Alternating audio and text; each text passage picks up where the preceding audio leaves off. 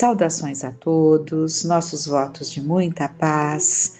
Sejam todos muito bem-vindos a mais um sábado em que buscamos estudar os ensinamentos de Jesus para melhor compreendê-los, entender mais profundamente as suas parábolas.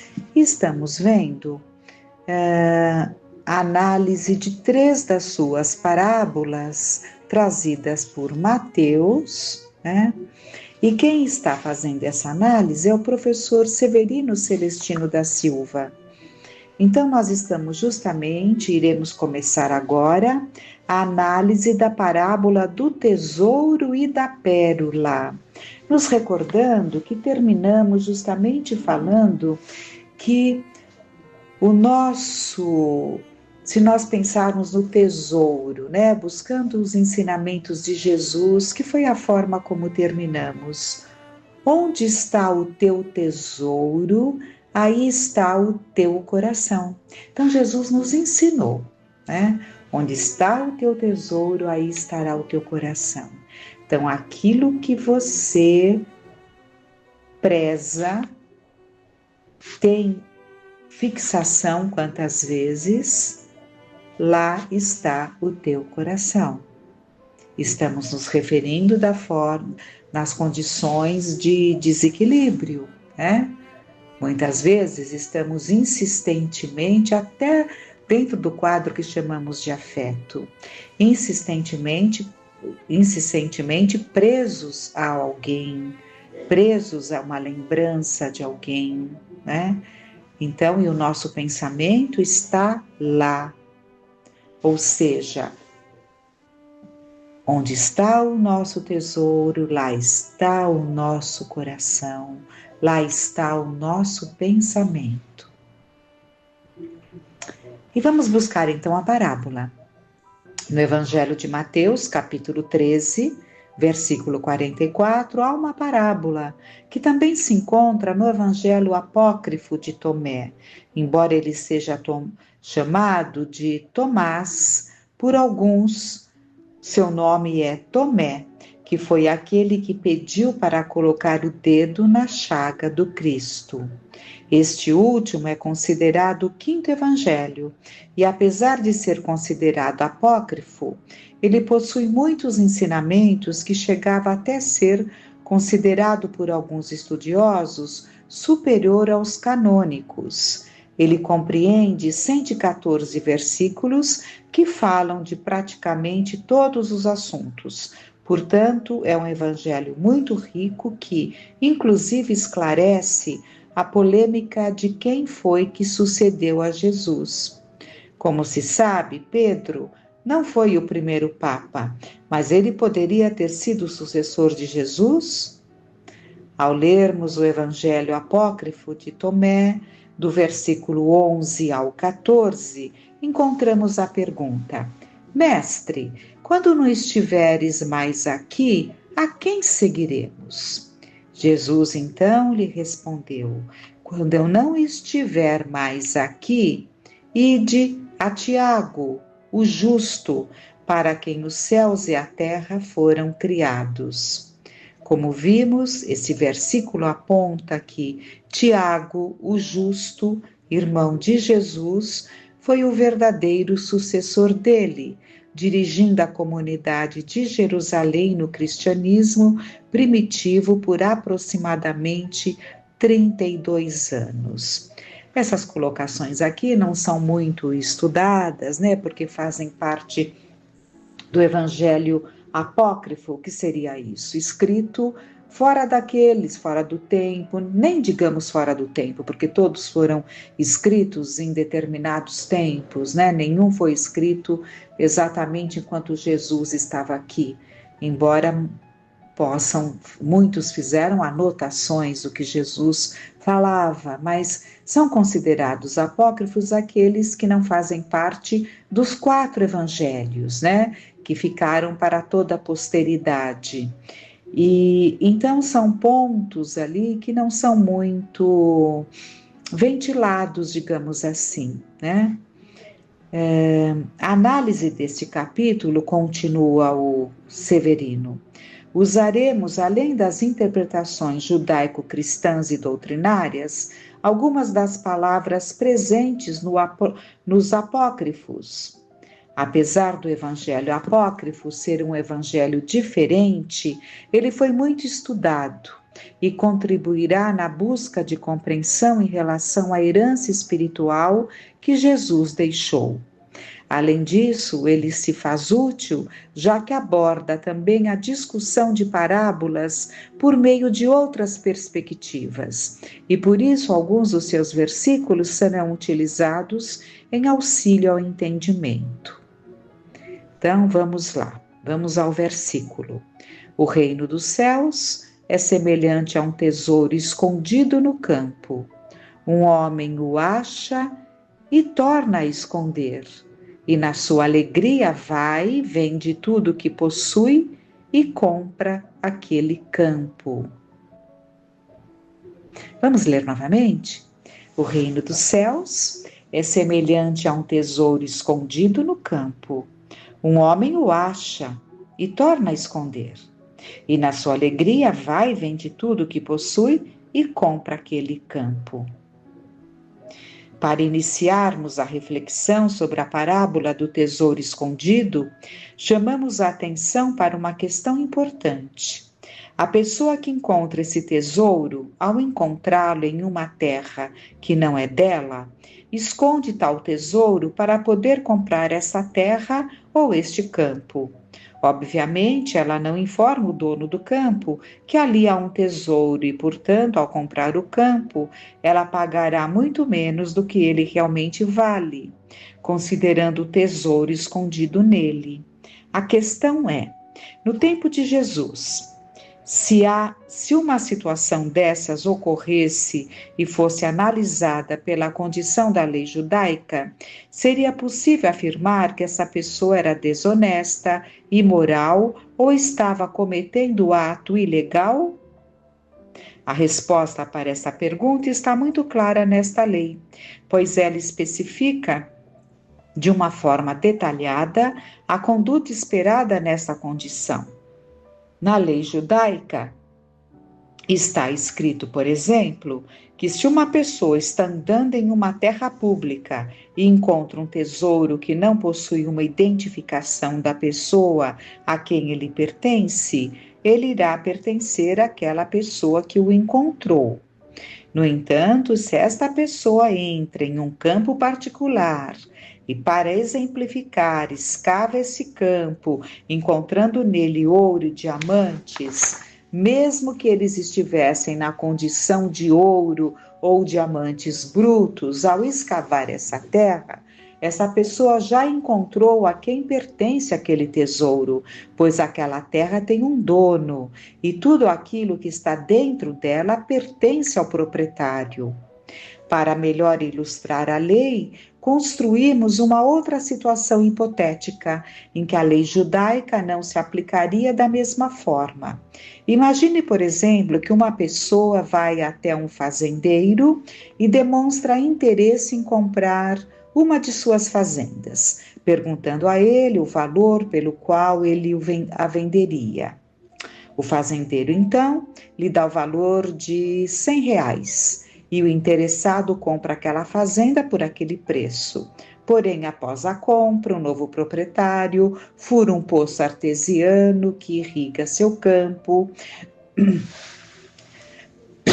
e manda instalar energia solar, entre outras melhorias, transformando aquele terreno em uma mina de dinheiro.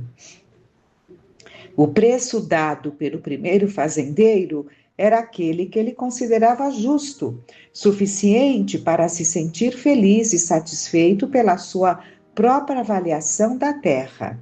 Foi o comprador que transformou esta fazenda em algo mais valioso do que era antes. O primeiro fazendeiro pode, consequentemente, se perguntar como ele pôde vender aquela fazenda por um preço tão baixo, se agora ela dá tanto lucro para o seu proprietário atual. Desta maneira, a satisfação no momento da venda pela avaliação do seu primeiro proprietário, dá o discernimento pela lei judaica para se entender que, independente do que se tenha tido encontrado ou feito daquele campo após sua venda, a negociação foi feita de maneira respeitável.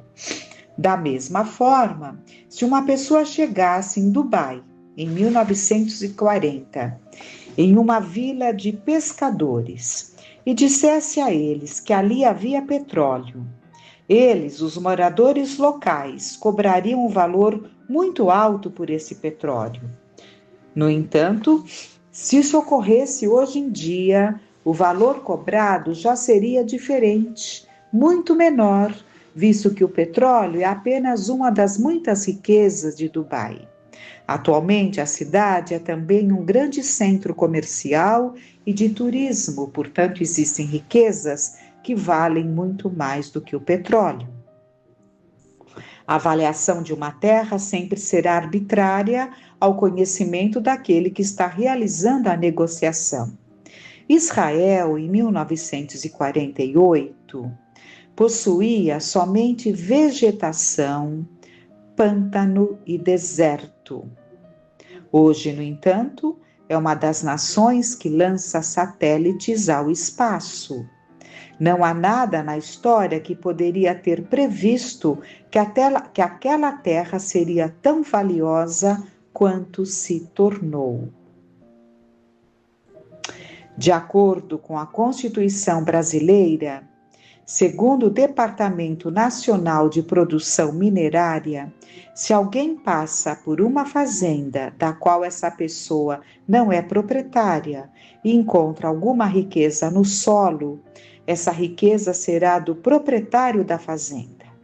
No entanto, o subsolo é propriedade do Estado e, desta forma, se forem encontrados ouro, diamante ou petróleo dentro de uma fazenda, a pessoa que os encontrou deverá entrar com o requerimento de pesquisa, provar a viabilidade econômica daquele achado e poderá ganhar uma portaria de lavra que dará a essa pessoa o direito de explorar e comercializar futuramente aquela riqueza, da qual lucrará depois de um certo tempo. Assim mesmo que aquele que fez a descoberta não seja o proprietário daquela terra, fazendo requerimento sobre a exploração dessa terra, o direito de exploração do subsolo poderá ser dele, caso seja entendido que a atividade requerida é mais rentável do que o que já está sendo feito naquela área. Portanto, a lei brasileira pode autorizar a exploração mesmo contra a vontade do proprietário da terra e dar prioridade àquela pessoa que descobriu a fonte de riqueza, porém sem que o dono perca todos os direitos de propriedade de sua terra. A lei judaica, no entanto, é extremamente específica e por meio dela entende-se que essa pessoa que sabe sobre o potencial da terra não está sendo desonesta. Ela pode encontrar o tesouro, saber que há água no subsolo ou qualquer outra riqueza e manter aquele conhecimento para si, pois aquilo faz parte do conhecimento dela e, portanto, no momento da compra, o preço é justo e ninguém poderia dizer que ela enganou o proprietário da terra durante o processo de aquisição. Pela lei, é obrigação do proprietário da terra descobrir quais riquezas essa terra possui, e dessa forma, se o proprietário não se dispôs a verificar se havia petróleo ou outras riquezas do solo de sua fazenda, até mesmo um tesouro abandonado em algum lugar, a culpa dessa descoberta não ter acontecido antes é dele e não da pessoa que descobriu essas riquezas e que, por isso, está comprando a terra. Nos parece justo, não é, essa lei? Assim, conforme vamos lendo, nos parece justa, não é? O preço dado foi aquele que o proprietário imaginava ser justo, de acordo com aquilo que ele conhecia da sua terra. E, portanto, o comprador não foi desonesto, pois ele pagou aquilo que foi pedido a ele. A sagacidade é do comprador, que pagou o preço que lhe foi pedido e terá um lucro muito alto por saber do potencial que aquela terra oferece, enquanto o proprietário original não a valorizou como deveria. Aqui ele está colocando que o comprador já saberia desses valores, né? Situações delicadas, não? Assim, compreende-se por qual razão, dentro do ponto de vista da ética e da moral judaica, a parábola de Jesus, analisada neste capítulo, não declara que o homem foi conversar com o dono daquela terra para dizer que achou nela um tesouro. Pelo contrário, no seu gozo e na sua alegria, como Jesus diz, ele vende tudo que tem acumulado em sua vida e compra aquela terra para poder ficar com aquele tesouro, ou seja, ele está comprando mais o tesouro do que a própria terra. E isso não importa a lei, né? A conduta a ética, né, já aponta que é algo ilegal, né? Não é moral. Ilegal não, porque é dentro da lei. Mas não é moral você descobrir, né, você procurar numa terra alheia algo, achar, esconder e propor a compra daquela fazenda, daquele campo. Isso é imoral. Imoral, sem dúvida nenhuma.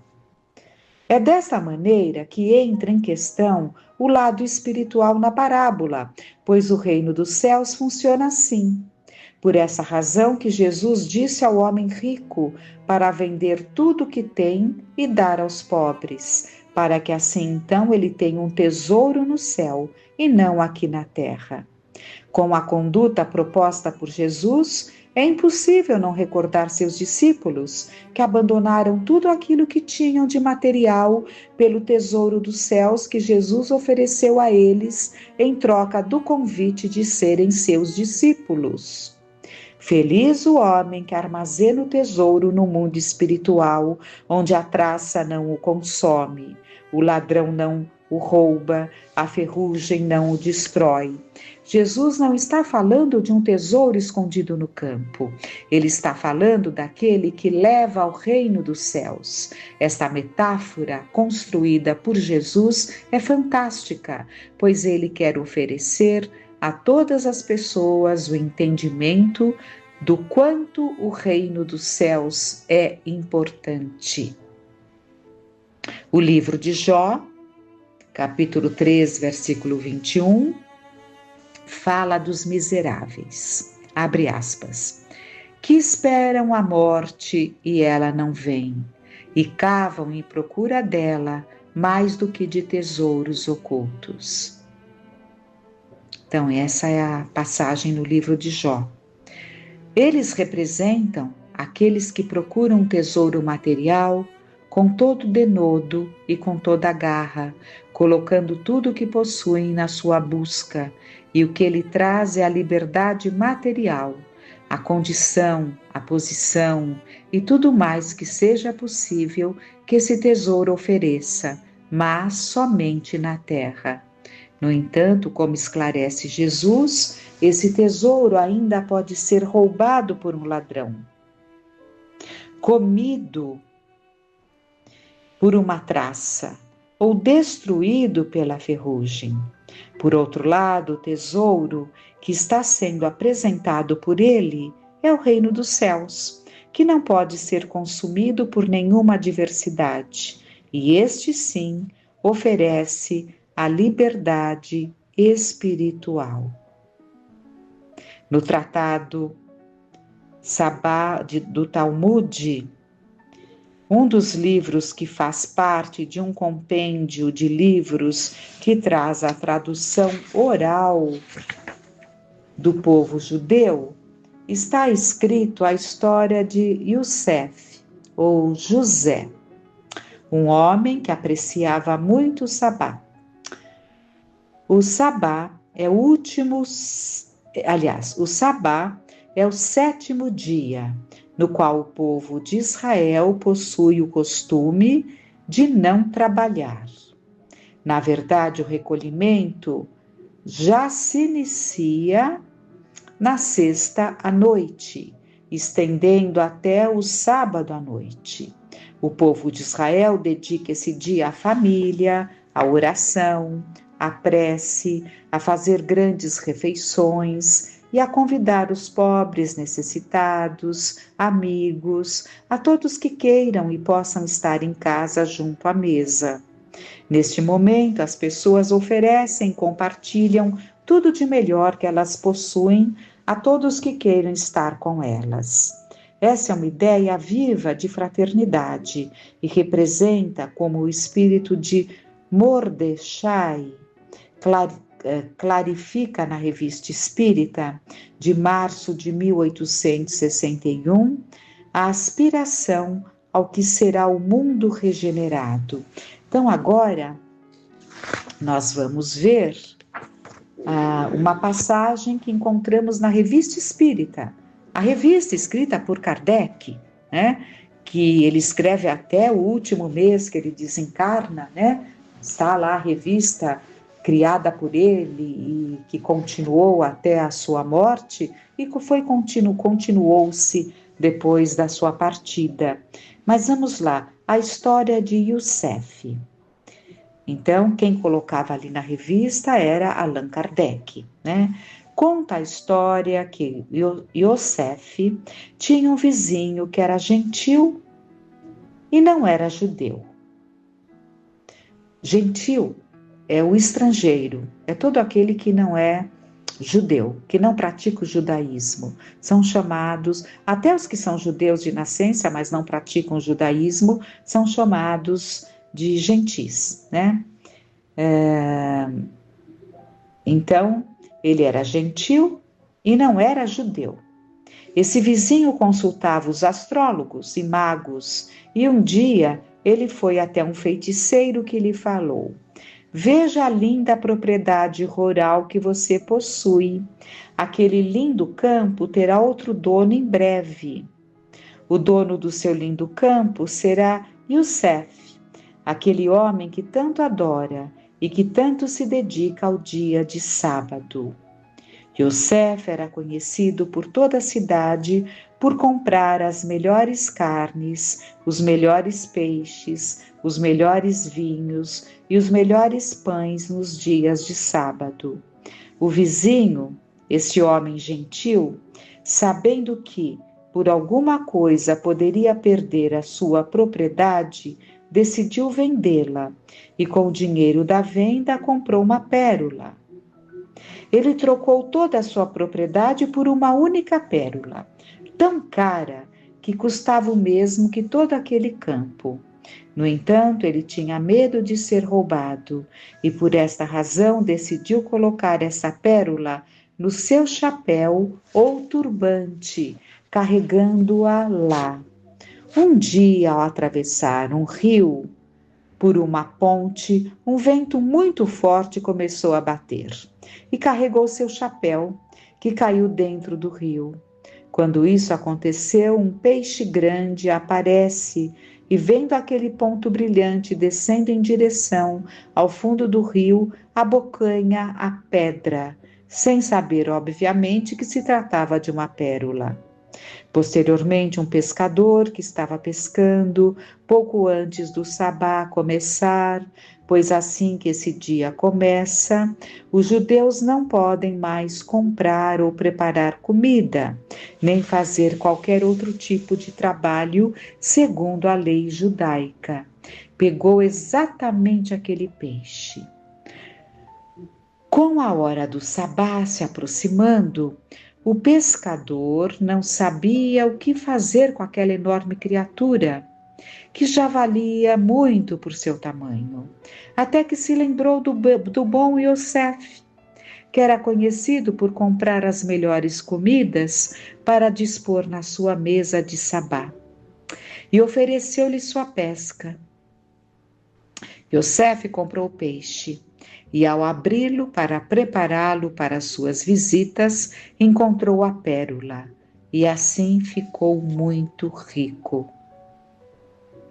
Yosef dedicava-se verdadeiramente à caridade e à fraternidade e praticava o amor ao próximo.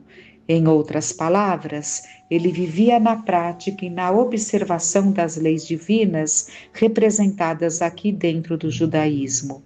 A proposta didática dessa história mostra que é possível encontrarmos um tesouro ou uma riqueza quando isso está nos desígnios de Deus e como consequência de atitudes edificadas.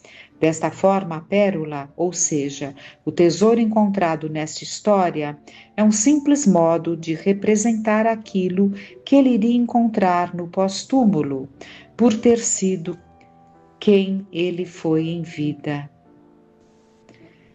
Para enriquecermos ainda mais o entendimento sobre a parábola estudada, traremos mais uma história que se encontra no Midrash do Talmud.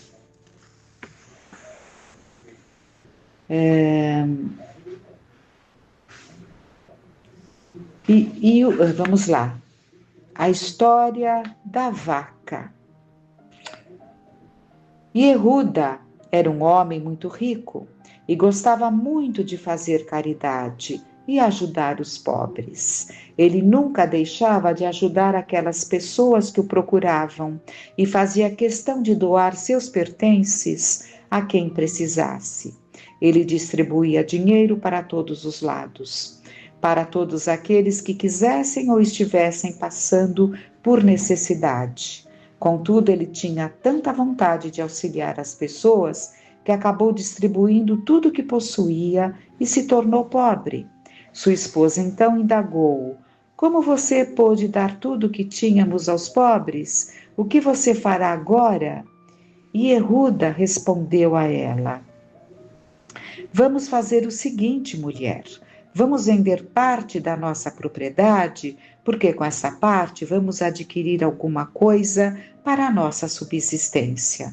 Nós não ficaremos sem moradia e, ao mesmo tempo, continuaremos tendo alguma coisa para seguir ajudando os necessitados, pois é essa a minha vontade. Sua esposa acabou concordando com o plano e eles venderam parte da terra e ficaram com um pedaço pequeno para eles. Em um dia de trabalho, Yehuda foi arar aquele pedaço de terra com o auxílio de sua vaca, na esperança de plantar alguma coisa que pudesse virar o seu sustento. Durante a lida, o animal escorregou e caiu em um buraco, quebrando sua pata. Percebendo que a vaca estava ferida, ele desceu para tentar salvá-la, tendo que entrar no buraco. Lá embaixo, no solo, avistou um tesouro que o deixou muito mais rico do que era inicialmente, antes de doar tudo o que tinha. Com essas histórias, continuou Severino, reconhecemos que Jesus, ao criar a parábola do tesouro, convivia com esses conhecimentos talmúdicos. Esses eram os conhecimentos dos profetas, dos quais os próprios provérbios anunciavam que se uma pessoa procurasse coisas como dinheiro ou tesouro, encontraria o terror e o conhecimento de Deus.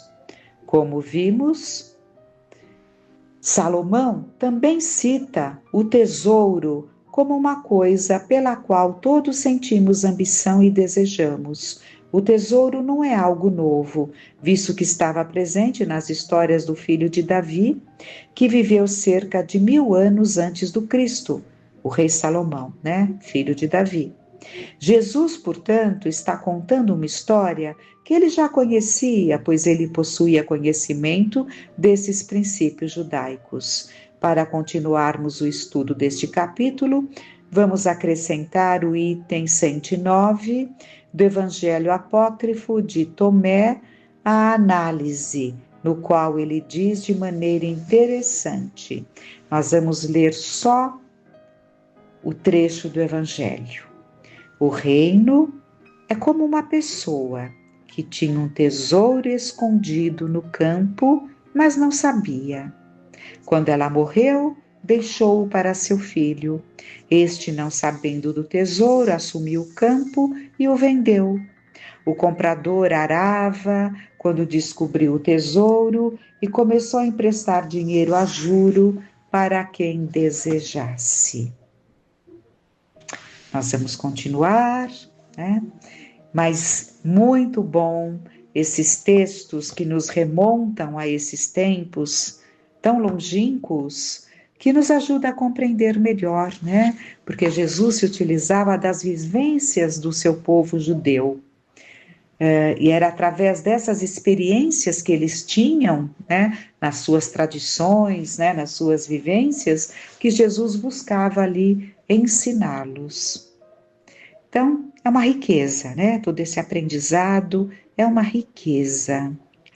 Vamos refletir, vamos aprofundar esse entendimento, relendo ou ouvindo novamente, para que consigamos alcançar mais profundamente os ensinamentos de Jesus. Que Deus, na sua infinita bondade, Jesus, na sua misericórdia amorosa, nos envolva em bênçãos de luz e de paz. Que fiquemos em paz.